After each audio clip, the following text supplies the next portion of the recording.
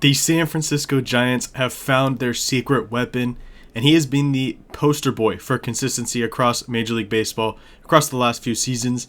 We are going to talk about the historic season that Logan Webb is coming off of and talk about why there should be some pressure on the front office to make the postseason next year and not waste away Logan Webb's career in San Francisco. Before we dive into that, welcome back to SF Giants Digest. Before we get started, make sure you go down below and smash that subscribe button as we get this channel going. That would be much appreciated by me and everyone over at Digest Media. But getting right into the discussion, obviously Logan Webb having another just really impressive year as the Giants ace, as the front of this rotation, and as one of the faces of this franchise. Getting right into it, as you see here, these are the National League strikeout leaders for 2025. And what do you know, at the top of it is our ace, Logan Webb. He ended the year with 224 strikeouts after a really strong last outing of the year against the Colorado Rockies. And heading into that start, he was tied with Jesus Luzardo and Paul Skeens for that lead in the National League. However, after an 8 strikeout performance against the Rockies in Game 162, Logan Webb finishes with an impressive 224 strikeouts on the season.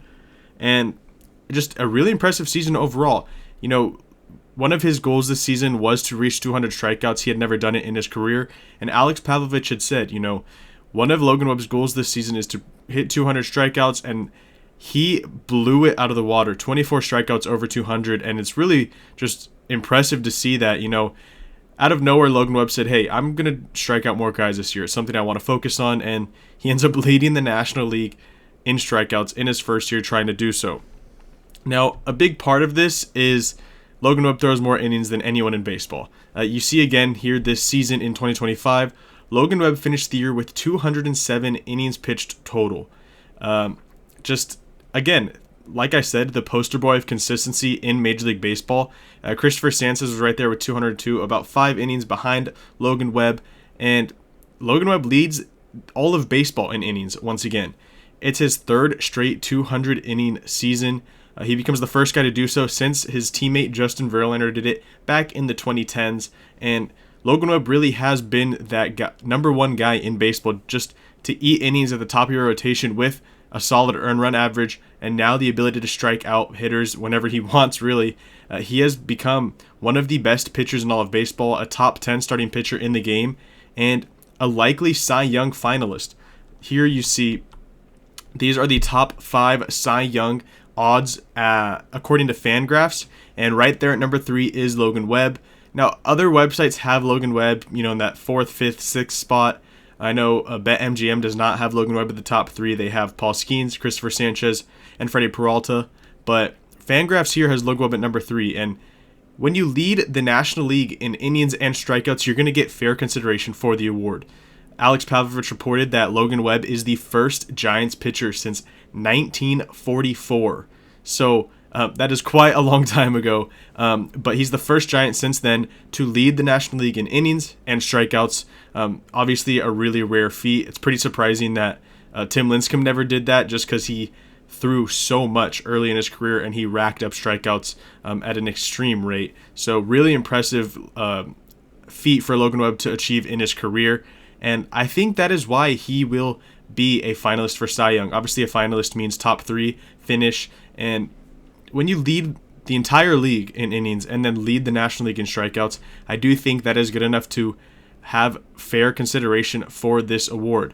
Obviously, we talk about the innings and strikeouts this whole video, but 5.5 Fangraphs wins above replacement, which I believe is 3rd in the National League besides Paul Skeens and Christopher Sanchez, who also had insane years. You look at Paul Skeens, a 1.97 ERA in just under 190 innings. Stuff we really haven't seen before. He is arguably the best pitcher in baseball right now. Him or Tarek Skubal, they are both 1A, 1B, you could argue. Christopher Sanchez, the lefty, a really impressive season, 202 innings at a 2.50 clip. He's become one of the more consistent pitchers in baseball after a strong 2024. He's gotten even better here in 2025. And then right there, Logan Webb, a 3.22 ERA, which it is a little bit elevated when you look at the rest of the top 5, but the innings pitched, the strikeouts, that is where he separates himself from some of the other contenders. Yamamoto had a really strong year at a 2.5 in 173 innings. So you see there over 30 innings less than Logan Webb. Freddie Peralta, the same issue. A 2.70 ERA, really impressive, but only 176 innings. So it really is the strikeouts and the innings pitched where Logan Webb separates himself from, those 4 and 5 spots in the Cy Young race. And that is why I think he will finish third in this Cy Young race. But it will be interesting to see. That would be, I believe 3 or 4 years in a row where he is a top 10 Cy Young finisher. And we know back in 2023 he finished second behind Blake Snell. But I think this discussion raises an even bigger question. Obviously, Logan Webb has shown the fact that he can pitch well in the playoffs. Here, back in 2021, early in his career, really his second full season, he had a strong year in the regular season, but he really picked it up in the postseason. It was going back and forth between who the Giants would have start game one. They had Kevin Gausman, they had Logan Webb, they had Anthony DeSclafani, who had a strong year. But it was Logan Webb who ended up getting that game one nod because Kevin Gausman's second half had gone a little shaky compared to his first half. And Logan Webb got that nod, and he really continued to throw the ball well into the postseason, and this is really when he started to get his name on the map. Both starts against the Dodgers in that postseason. The first game, he went 7 2/3 innings, no earned runs, with 10 strikeouts against the loaded Dodgers. A really impressive outing, a first career postseason outing, and he really went out there and did what he does. He went deep into the game. You saw him get 10 strikeouts, which was really unheard of for Webb back then, as he didn't start striking out guys, until this season.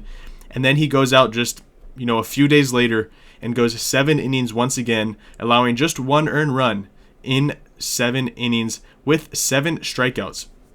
So we've seen the fact that Logan Webb is not afraid of the big moment. He's gone into the playoffs and thrown the ball well. And this is where I go into that deeper conversation where I think that there is a lot of pressure on these two guys right here to get the Giants into the postseason. Obviously, it's not just revolving around Logan Webb. There's a lot of reasons why this team needs to get into the postseason. Missing the postseason 7 out of 8 years is really problematic. An organization that has struggled to find consistency since really 2015 and beyond. But Logan Webb only has a few more seasons under contract with the Giants. He's a free agent after the 2028 season, so 3 more years under team control for Logan Webb, and you do not want to waste those seasons. Obviously, he's had a really impressive career so far, but only one of those has ended with a postseason berth. I know the clubhouse is tired of it. I know Logan Webb's tired of it. So there's a lot of pressure on Buster Posey, on Zach Manassian, to have a big free agency this season to help the Giants go into the postseason for the first time since 2021. You have Logan Webb at the top of your rotation, and he can be that secret weapon we talked about that leads this team to a World Series. He has a little bit of that mad bum in him where he can go out, just a few days after and be consistent on the mound, go deep into games, rack up strikeouts, get the ground balls, and he is built for the postseason. That is why I think there's a lot of pressure on Buster Posey, Zach Manassian, to get this team into the postseason and find a way to see Logan Webb pitch in the playoffs once again. Let me know down in the comments if you think that the Giants are wasting Logan Webb's career. I think it's an interesting conversation as they have one of the best starting pitchers in baseball on their team, and they struggle to make the playoffs every single season. As a matter of fact, they struggle to just get over 500 most of the time. So, let me know down in the comments what you think about that, and make sure to subscribe below to SF Giants Digest. Thanks for watching.